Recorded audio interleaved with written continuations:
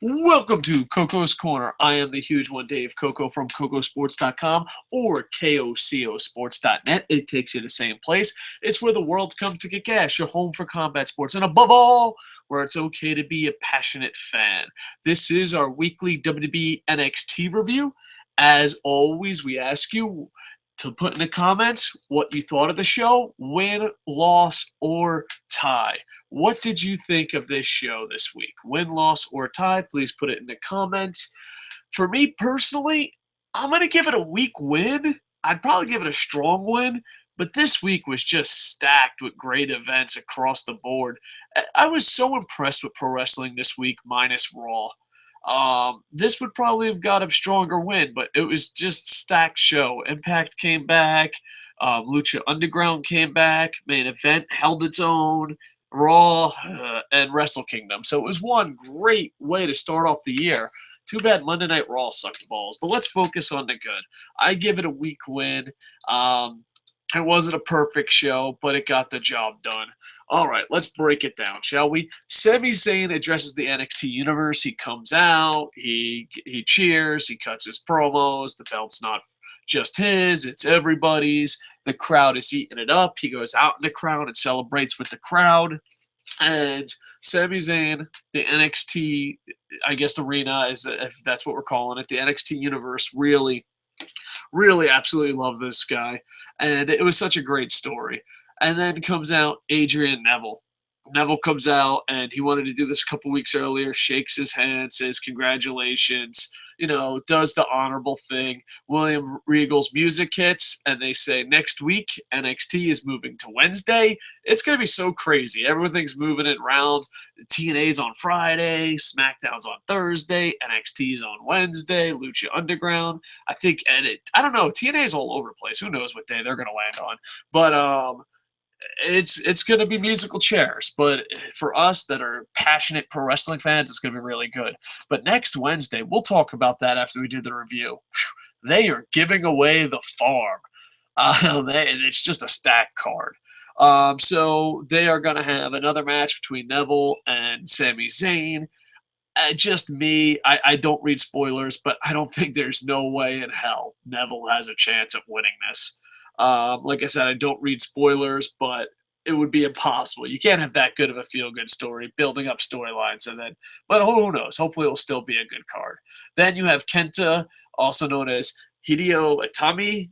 Still feels weird as shit calling that. It feels so weird calling Kenta by his, like, Kevin Owens, okay, I got it. Sami Zayn, okay, I got it. Like, I don't know, Prince Devitt but Kenta, Prince Devitt's hard, but Kenta's almost impossible. Like, I'll be watching a Kenta match, and it'll be like, oh, there's Hideo Itami. I'm like, who the fuck are they talking about? I just been watching him for Kenta for too long. And he goes against Curtis Axel. I like both these athletes. I'm rooting for both of them, and I'm fans of both of them. I hope Curtis Axel turns his career around. I hope Kenta becomes a huge star. But at times, this match felt really awkward. And I'm a little worried as a super fan of Kenta that Kenta's nervous because, first off, he probably can't do all his moves. Second off, he probably can't be stiff. So right now, they're slowly but surely making him an underdog who fights back. And I understand because of his size, but I worry that, he'll be too afraid to do anything great, and America will never realize how great he is. And the second thing I worry about is that, he's Japanese. But I hope that they don't get stronger and stronger into the Japanese stereotype. I hope that he just becomes his own man and can actually wrestle. So, as a huge fan of Kenta, living in Japan, I worry about Kenta's future just because for those that have seen Kenta wrestle in Noah in Japan, know how great he is. But I think there has to be an American audience that's questioning why we think he's so great. And I hope he could step up. I thought it would be against Curtis Axel. The match wasn't bad. It just felt sloppy. He hits a spinning kick to get the victory. Curtis Axel dominated most of it. And I hope that he gets out of this underdog role.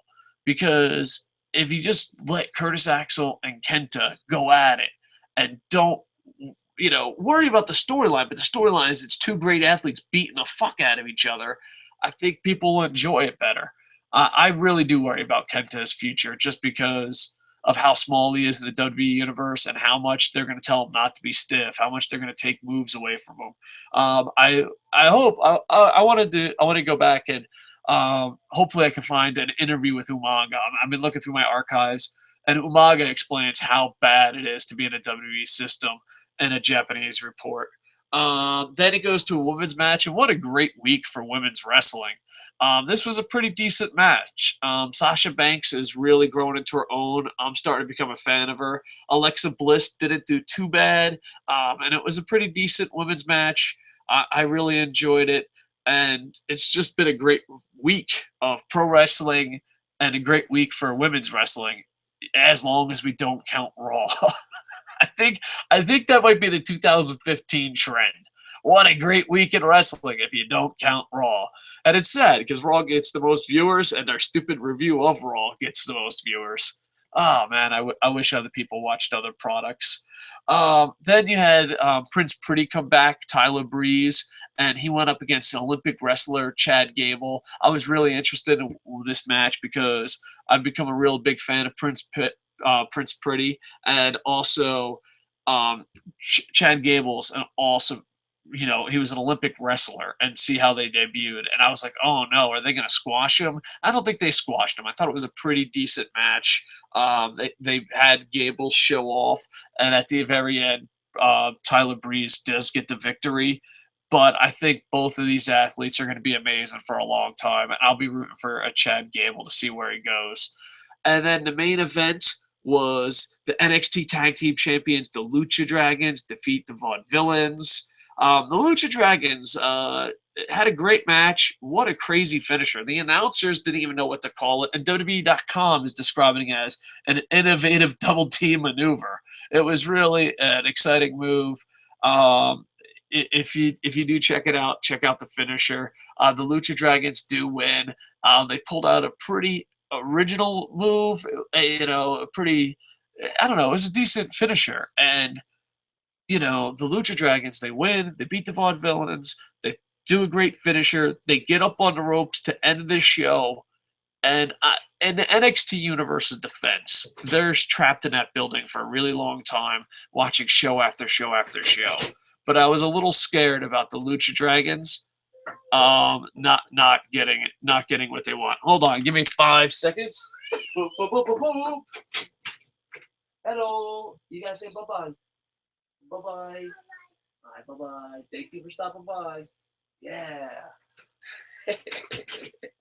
All right. I got to go hang out with my 2-year-old, so let me just finish this up. So overall, I give it a weak win. I'm a little worried about a lot of these guys' future, just because the Lucha Dragons did a great, amazing finisher, in my opinion, and won, and no one gave a shit, and I worry about the booking of Kenta. But next week's card is stacked. They're moving to Wednesdays, and they have Sami Zayn versus Neville rematch. And even if the winner is pretty predictable without the spoilers, it's two great athletes. I think predictable's okay if it's going to be a great match. And then you have Finn Balor versus Tyson Kidd. Tyson Kidd cut a promo. It was a bit weird, but I found it to be interesting, and I think he's the best thing about Total Divas. Granted, in Total Divas defense, I've never seen Total Divas, but you got Finn Balor versus Tyson Kidd, and then you have the two undefeated guys, Baron Corbin versus Bull Dempsey. So to me, it seems like they're stacking the card, almost like a pay-per-view feel. All three matches, well, two of the matches I'm really interested in, and as far as Corbin and Bull Dempsey, I'm not a really big fan of either one. I think there's way better talent to be pushing as undefeated and monsters, but at least one of them hopefully will die off, and we can replace that with some talented guys. But I'm sure the NXT Universe is going to enjoy it, and people that watch NXT are going to enjoy it. And it would be interesting because I know Bull Dempsey's a bag of shit. Baron Corbin is still a mystery to me, so I'd like to see what Baron Corbin can do with Bull Dempsey next week. So it'll be interesting. But yeah, that's it. Overall, please in the comments put win, loss, tie, what you thought of the show. and I will be back hopefully tomorrow with a SmackDown review. I want to say congratulations to Boom Boom. He has a huge announcement, or he's playing a huge prank on Facebook. We'll find out. And yeah, hopefully we'll have a lot more shows. This will be the only show for today, as I have real life issues to deal with. Man, real life gets in the way of the internet. Doesn't that suck? All right, like, comment, subscribe. Check out our blog, cocosports.net. Jerry, David Coey, Scott Adams, and the gang over there is working really hard. And fantasy wrestling is just picking up. Check out all the other shows that we've did this week. And also, we have a big project. I want to get like maybe 3 or 4 more people on board at this big project before I start hinting at it more. So hopefully we can, in 2014 want to make pro wrestling fun, and we're hoping to continue that in 2015. All right. Please like, comment, subscribe. Check out the blog, cocosports.net. Thank you for watching. Thank you for commenting. And thank you for being awesome. With that, I am over. Bum, bum, bum, ba-dum, ba-dum, bum, bum, bum, bum.